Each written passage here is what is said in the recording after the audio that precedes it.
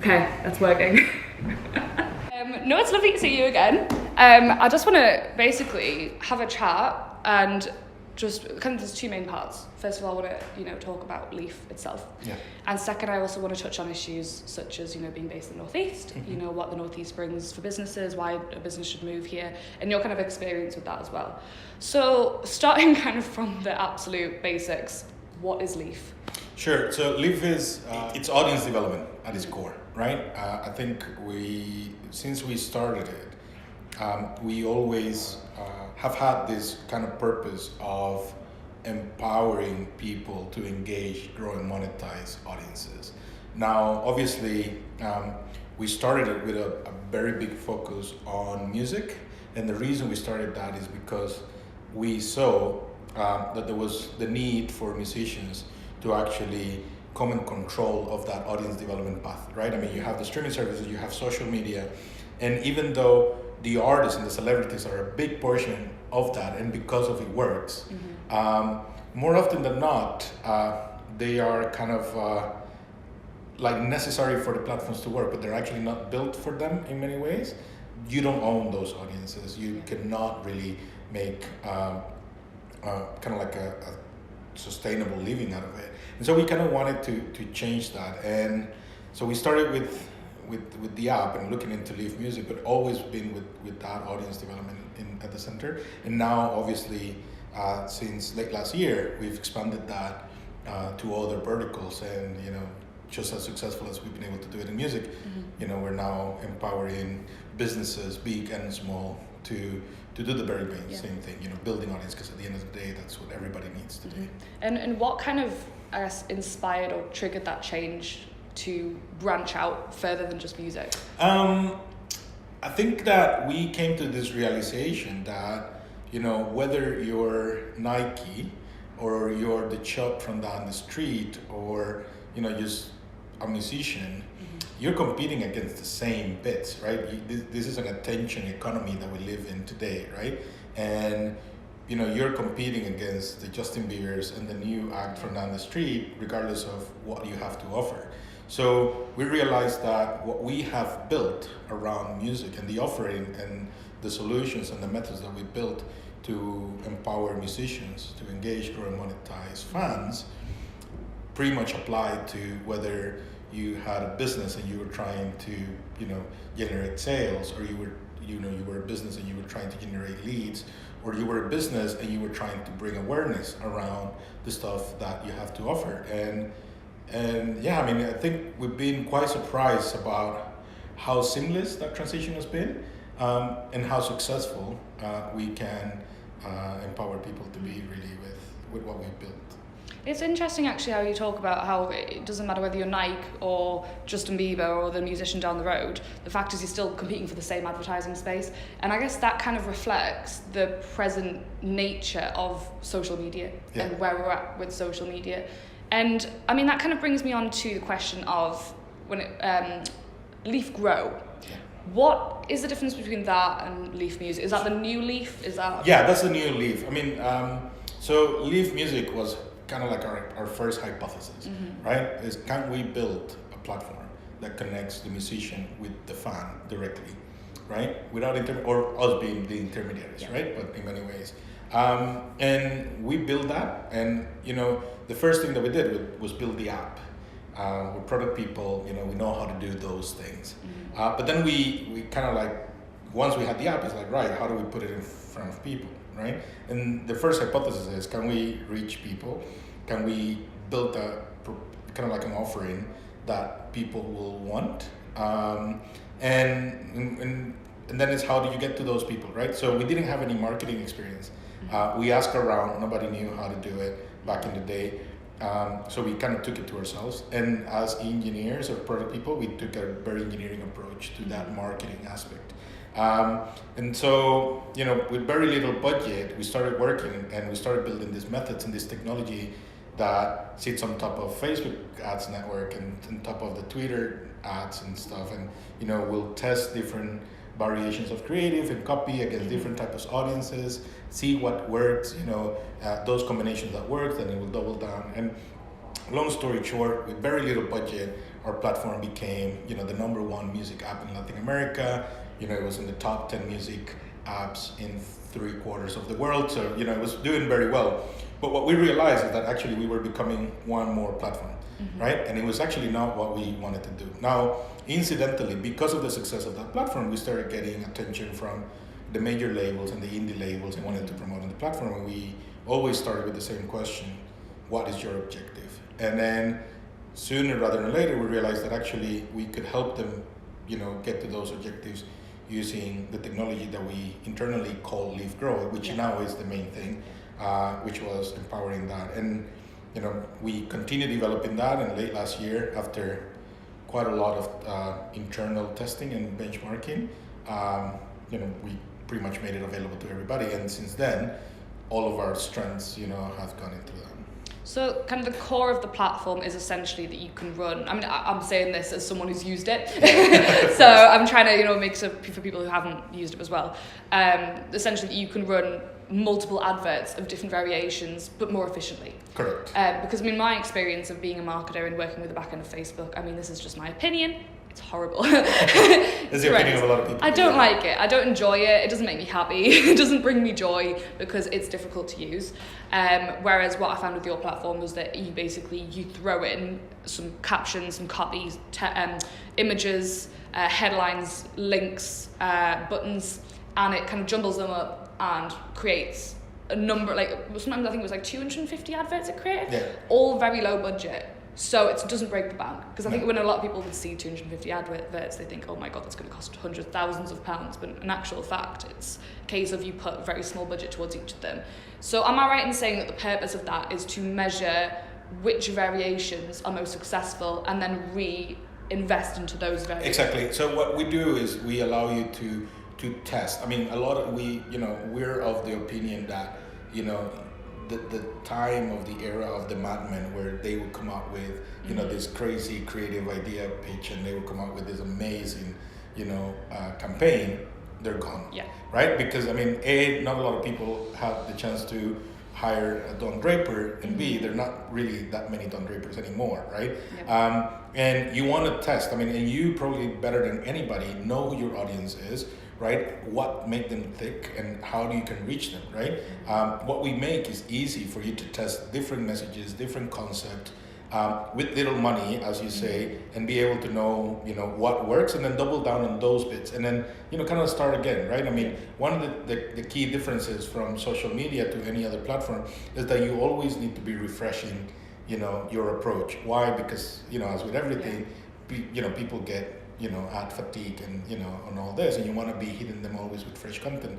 So making it super easy to run those campaigns, and then on top of that, you really don't need to be a marketer, super marketer, with lots of digital marketing experience to make the most out of the platform, because the platform really takes the heavy lifting of that. It already optimizes the way the campaign is set up towards the objective that you want to get to. So that's what I found as well, is it's incredibly easy to use. It's a really nice user experience as well, which I think is important. And how, I guess a lot of things, people have, asked before, sort of when I've been using it, asking me, how does it affect your reach on Facebook, having an external platform? Because I think a lot of people might ask that question, because it's external, is it still as effective? How do you kind of work together? If anything, is more effective, right? Because we essentially are guiding you towards that decision making, right? And also, the platform, gains from the experience that it has run thousands and thousands of campaigns. So with every campaign that it runs, it learns, right? How to improve the reach, how to improve certain parameters that, unless you have that under your belt, and even then, you probably wouldn't, because you don't have the time to set up a campaign with 13 different ad sets with all the different setups in it, which we do, in under 2 minutes, right? And we do it for you, and and automatically the budget will be optimized towards those bits that are working best. So you don't even have to be, to the point, monitoring a lot of those things. It will take care of it by itself.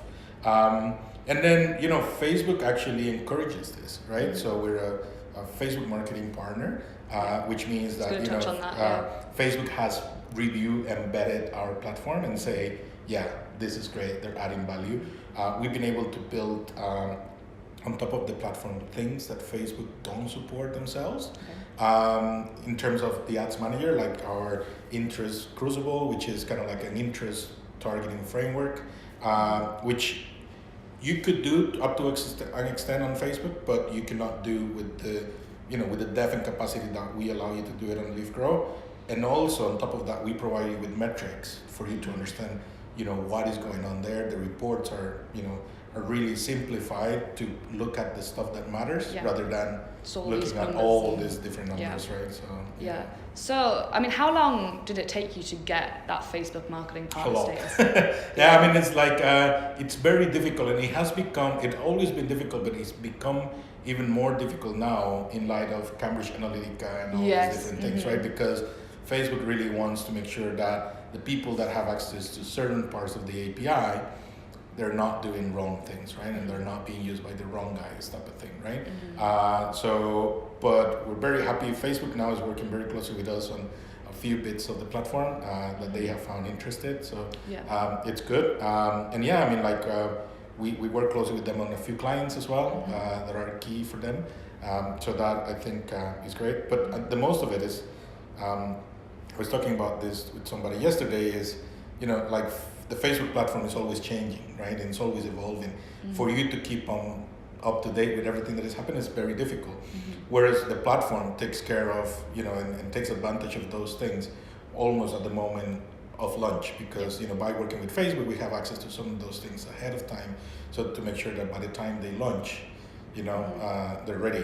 One of those things is like campaign-based optimization with Facebook is now going to be pushing everybody to go. We've been working on that for 6 months now. The platform is built around that. So I think, I think it's a way for you almost like have a peace of mind that, whatever is the next coolest thing is going to be available right away, and in a simple matter that, you actually can take advantage of. That's amazing. And I mean, what is it like to work with such a huge corporation like Facebook? I mean, what is the partnership like? We got selected last year as one of 10 companies around the world that are doing quite interesting stuff on top of Facebook. So we got selected as part of the first cohort of the FB Start program, but this is kind of like a plus if you can call it. So we spent about a month in Palo Alto last year, working with Facebook executive team, and they will be coaching us about some of the stuff that we were doing. We had the chance to meet a lot of people from Facebook. They put us in contact with people around the organization. So from everything from like recruiting to engineering to, I don't know, like different parts of the organization that they would come in and help us, like we're recruiting, and how Facebook does recruiting, how we could take advantage of some of those things with us. Engineering, I mean, our stack is built on top of React, which is a framework that Facebook open source. And we make quite advanced use of it. So having access to people who pretty much are part of the team, even though the community is quite good. I mean, it's great, right? I mean, so I have to say it's been good, and now we're working very closely with the commercial team, and in bringing some of our solutions to their clients, especially around the interest targeting bits, because it's something that it's of a lot of value for a lot of customers. I think it's great. I mean, they're great people. They're very open to look at things in a different fashion and moving forward. So it's very much a two-way street. It really is. I mean, even from a technical standpoint, I mean, obviously when you're moving fast, and that's one of our I think strengths of the team is the engineering team, how fast it can move. Sometimes you will find things that are broken on Facebook, right? And then it's the nature of tech, right? I mean, it doesn't matter if Facebook is 20,000 people. I mean, they're still gonna get things wrong, right? As many of us will find out. But working with their engineering team and being able to send bug reports, explaining how and these are stuff that they probably have not seen, but when we find it, it's not only us, right? It's probably affecting hundreds of thousands of people, if not millions of people around the world. And being able to be there, working with them, providing with those reports, working with their engineering team to to kind of like get into a repeatability process, so then they can fix it. So it's great to see, those things where you come in with that, it gets fixed within a couple of weeks, and then you can pass it over to your clients. Sometimes they come from your clients, so it's actually good for them to see that. Yeah. For a lot of people, Facebook is like a black box, impenetrable, but actually seeing that in a way you can have some of those things is great. Yeah. So you've clearly achieved a huge amount in a short space of time. Yeah. And I just want to kind of before we go on to sort of the next section, sort of touch on who your team is. How did you start? Was it just you? Was it two of you? How did it grow? I'm currently in your offices, and you've got an incredible office. It's amazing, and you've got a team of people who are working on the business, and it's doing really well. So how did you get from point A to where you are now, from day one? Through a lot of effort and work. I think it was four of us who got started. So it was me and my wife. My wife is the CTO. And then there's two other cousins, Danny and Mel. So it's all a family? We're not, it's like two families that came together. Oh, okay. Right? So Mel and Danny, we met through a friend, and me and Helga were moving back to Costa Rica from Chicago. And that's how kind of we got started. And, we started working out of our house in Costa Rica. Yeah. Within a couple of months of having this started, we had the opportunity to go into an accelerator program in Estonia. And right after that, we had the opportunity to move into the UK, which I think it was great. We had the chance to choose from around the country where we wanted to settle. So we had a few options: London, Glasgow, Manchester, Birmingham, and Newcastle. And Newcastle at the time had the Ignite program, which was one of the partners of these program that we've been accepted from the government called Series. And so, we look at what Ignite had done, and we were really excited about that. We researched a little bit about Newcastle, saw a lot of opportunity, so we decided to come here. And we really never left. We really like it here, and we've been developing, the company and the team from here. That's really interesting, because that actually is a really nice transition over to the next bit, which is kind of about Newcastle, the Northeast. So you said that you did a lot of research on Newcastle and decided to come here. Now, keeping in mind, you said that some of your other options included likes of Manchester, which is kind of seen as the king of the Northeast. Why was it then? What did you find in that research about Newcastle? For me personally, Costa Rica went from being a banana republic to being a Silicon Republic within a span of 20 years, right? We had a president back in the day whose main purpose was to transition from agriculture to knowledge. And he made it to himself to go and bring, a big technology company into the country. And, back in the day was Intel, Intel bet in the country. And around that, a whole ecosystem built. And nowadays, the number one export really Costa Rica has is knowledge, right? It's people, engineering capacity, a lot of that. And a lot of those ingredients that I saw in Costa Rica back in the day, I can see them in Newcastle, right? You have great university capacity, you have some great universities in Newcastle, Durham, Northumberland, that they're there, right? And you have Teesside as well. And you have the will of the people, you have these different actors that are working, in tandem, you have the different organizations, you have P&G, Accenture, you have, smaller digital companies moving in, you have Ubisoft. So you have a lot of those right ingredients to actually empower towards that. And, we saw that opportunity in here, we saw that potential, and we thought, well, can we be part of it? Can we add our 2 cents, to that development? However small, we were 4 of us back in the day. Can we, with our experience and the products that we put out there, be part of that thriving community? And that was kind of what made us want to be here, want to stay here. And I think in many strands, it's what has made us to remain here, even though we have had the opportunity to move. So once you got here and started working from here and engaging with that community, what thoughts do you have on the sort of the Newcastle business community, the business climate here? How have you found it over the time that you've been here? I think it's great. I think people are friendly, people really wants to see things happening. As with everything and everywhere, there are politics, which I wish there weren't. I wish, people will come closer together to work. I was going to say criticize as well. That you're completely welcome to. Yeah, I mean, I wish people could work together, right? I wish, people didn't see things as the zero-sum game, right? Especially when you have, so many different organizations with different goals, with different target markets that could actually be doing better things if they work together, right? Without going into specifics, because that's not the point. But I think that is the thing that I wish we could see, and I think we will get there eventually, because it's something that people are talking about more and more, and and I think it gets to different companies. Like in our case, we're starting to work closer with the Scale Up Norris. We're starting to work closer with the Federation of Small Businesses. We're starting to work closer with NGI, and it's about you making sure that you can actually make your mark. And despite the fact that Live Grow is a global business, we have customers pretty much all around the world. Being able for you to look inward and looking, at least now with Live Grow, is something that we can actually bring to the community and say, right, how can we make a meaningful impact on the people that are around us? And in many ways, that's part of what we're trying to do now. I'm going to come back to Newcastle as well, kind of a bit at the end. What I want to also ask about, I'm kind of touching on a few sort of points that are part of the Digital Union Manifesto.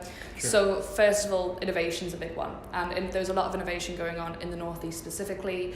Obviously, you guys are an incredibly innovative company, which is why I would like to touch on it. In a nutshell, I know this is very kind of a big question, but what is your process when it comes to innovating and finding new gaps within your market? So, obviously, as you were saying before, Facebook is constantly changing. They're constantly innovating their own platform. So how are you kind of keeping up with that? In a way, have you got a process for when it comes to that kind of innovation? Yeah, I mean, I think it's twofold. So one, we try to move fast. We don't try to be perfect. Perfect is I think goes against innovation, because it's never gonna let you get things out, right? Yeah, it's a barrier to innovation. Yeah, and I feel like for you to be innovative, you need to be moving at all times. You need to be moving fast within constraints, right? Obviously, and the other one is be your own client. Like, we started building Leaf not for someone else. We started building Leaf for us. Okay, that's really interesting. Both, the music platform as well as Leaf Grow, right? So that means that we're probably our most critical user, right? When things don't work, we find out first before anybody else, right? Because we're always stretching out what is possible from the platform, right? Our roadmap spans probably the next 2 years. So we already know kind of like where we want to get to, right? And it's about building towards that. Listening to your clients, listening to the people out there, even those that don't get to become your clients, understand why. You cannot please everybody, and you have to accept that. It's difficult if you're going to try to please everybody. So it's about, being transparent and about being, as a team collective, not always is great. But I mean, as with everything, you're adults in a room, and then, all the solutions don't come from you. It's about empowering the team, to do their best every day. And what I've noticed actually during this conversation is that you're very much collaboration, thinking. Yeah. So, you were talking about collaborating with other businesses, but also I really admire the way that you collaborate with your team very effectively as well. Not kind of, that typical sort of, you see in corporates that kind of hierarchy where the innovation happens at the top, but in reality, the innovation starts from the bottom and the top. It's all throughout. Yeah, you have to. I mean, otherwise, right now, right? My main focus is sales. Yeah. Right, and bringing new business into the platform, and especially focusing on the bigger ones, right? On the partnerships and on the things that will make a significant impact on the bottom line of the company. If the innovation was dependent on me, then we will be screwed in many ways, because it means that if I need to move my attention over here, then what happens over here, right? So when you have to understand that your team is there, to move the company forward. I like to think of myself as the biggest cheerleader the team has, right? Because that's my job, is to keep the team motivated in the good times and in the hard times, but also know where to where do I need to double down my attention in? And it's especially key, like in my case, I'm a technical founder, right? So I know how to write code. I know how to, like do the bits that other people, probably the company would not know. But it doesn't mean that I have to be spending my time there. There are times where I probably will have to sit down with the engineering team just to, add my 2 cents into an engineering problem if needed. But they might as well move forward. Helga is an amazing leader.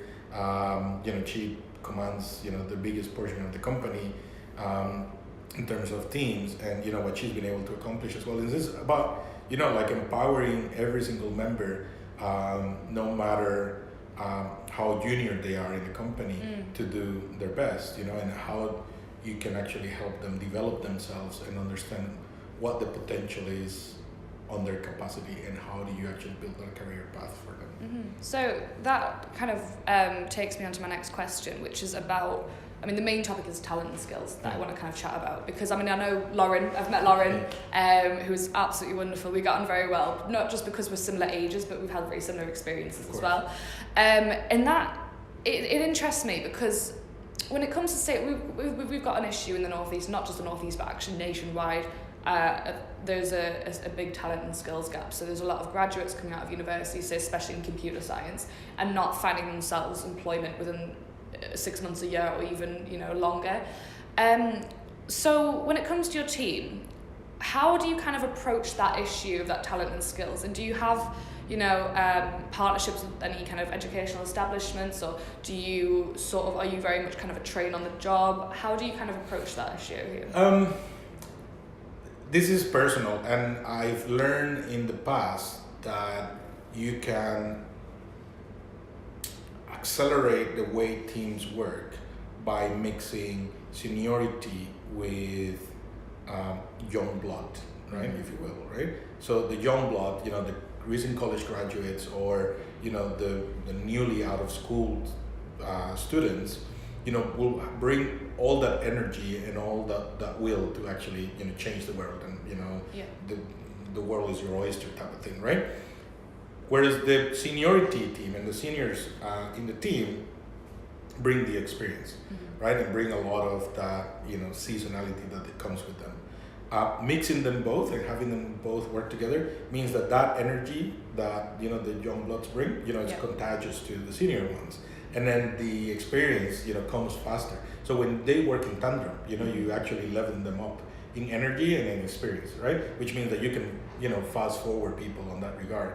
Now, obviously, people have to be up to that. So there is a skills and aptitudes, type of thing, and then the attitude that you can bring to it. So it's finding that right balance, and actually making sure that the team understand that, as a team, they need to collaborate together, but they also need to grow together. So we have established some of those. Helga does some great stuff around that, especially because like the tech team is being the biggest one. It's also where a lot of this balance needs to be drawn into with like junior developers and senior developers. But yeah, it's about keeping that balance. I think Lauren is a great example of that. We brought in Lauren as an intern on social media. And she, started finding, defects on our software, and she started reporting them. And then we realized that, she actually had an eye for quality. And then we started to say, hey, do you want to start spending some time, on the tech team and doing a little bit of that? And she was like, yeah, of course. And she never saw herself as that, she just saw it as oh, this is great. I'm spending time helping the product get better. And now she's full on quality assurance, right? That she moved from that, and now it's amazing to see her evolution from her tools being Buffer and Twitter and Facebook and this, to now being GitHub and the terminal and writing code and even committing code, and being on top of the developers, no, that's wrong, this should behave like this, or even supporting the rest of the team, in finding things. So it's actually great to see that evolution. And the same happens with Kevin and Sophie, which are two of our junior developers that we brought in, and we have code reviews and we have mentoring within the team. No matter how small the team is, you always have to be thinking about how do you develop your members, right? How do you especially on a startup, you want to make sure that regardless of whether the startup succeeds or not, you want to make sure that the people that came along with in your journey, by the time they leave, they are in a more stronger position than what they started. And that's, I think, it's like a duty and a responsibility that we have as leaders to actually make that happen and make it a conscious effort inside of what you do. I just think that's an incredible outlook. I don't think there are enough companies doing that. I think I was very lucky to get the job that I've got as well. I think I see a lot of companies sort of, say, we'll look at graduates, and then they say, well, they're just not, haven't got the skills, and it's like they don't have the dedication to train them up and to kind of nurture them into what they could be. And it's kind of that having that patience, isn't it? You bring someone in, you can't expect them to have the same level. It's the patience and the vision, right? Because you need to see forward what a person can become, and actually say, well, I'm actually betting on this person because on what they can become. And they will become that because in many, of you and the attitude and the, and the effort that they're going to put. Now, not everybody's like that. We've been burned in the past. It happens.